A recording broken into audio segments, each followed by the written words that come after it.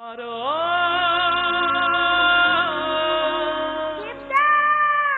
তাহলে সত্যি সত্যি যাবি? হ্যাঁ।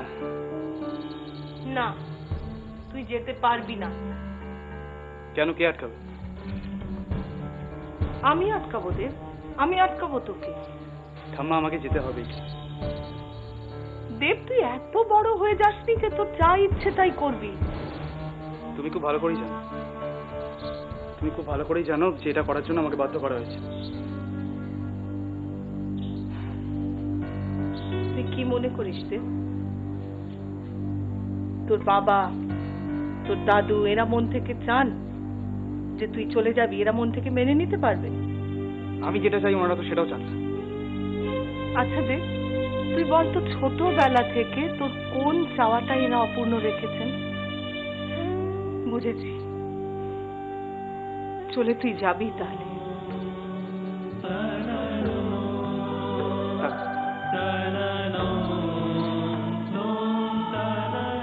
যদি পারো তাহলে আমাকে ক্ষমা করো, কিন্তু বিশ্বাস করো যেতে আমাকে হবে।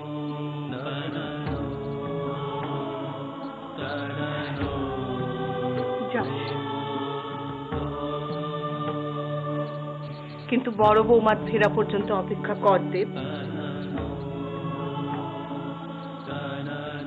সে যখন এসে শুনবে যে তার ছেলে চলে গেছে, তখন তার কি অবস্থা হবে একবার ভাবতে পারছিস? আর তার যদি কিছু হয়,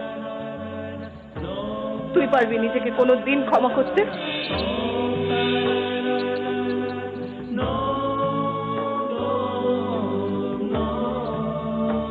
দেবের মতিগতি আমার একদম ভালো লাগে না। দাদা যে কোনো দিন হয়তো ভালোবেসে সমস্ত সম্পত্তি ওকে,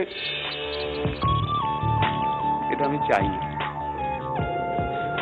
সত্যি কথাটা শুনবি? আমি শুধুমাত্র তোর মুখ চেয়ে পাওয়ার অফ অ্যাটর্নিটা নিয়েছি। হ্যাঁ, শুধুমাত্র তোর মুখ।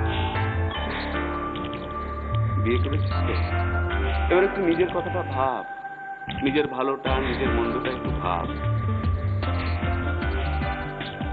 সময় মতো তোর যা দরকার হবে আমার কাছে চাইবি, চেয়ে দেখবি সব পাবি। আমি তো রইলাম।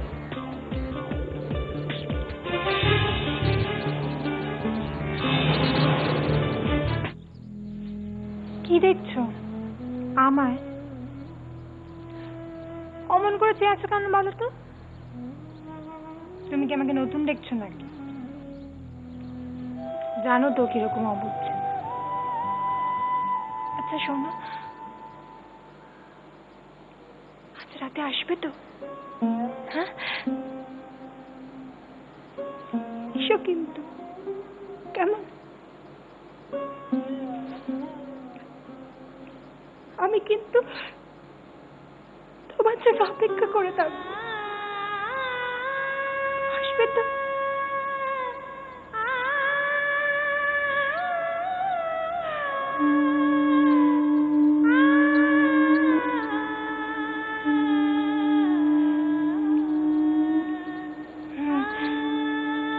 সন্ধে হয়ে গেছে বললে না? তাই তো, সন্ধে হয়ে গেছে। কাকিমা, আচ্ছা কাকিমা, তোমাকে আমার বিয়েতে সেভাবে দেখতে পেলাম না কেন?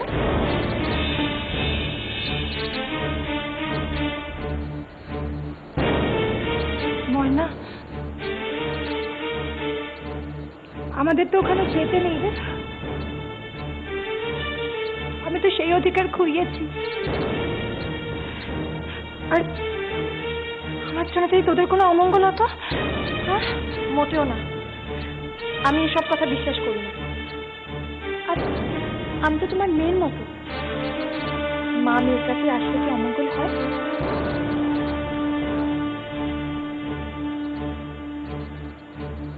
মা, এটা সেই সিঁদুর কৌটোটা না? এটা বুঝি তোমার ছিল?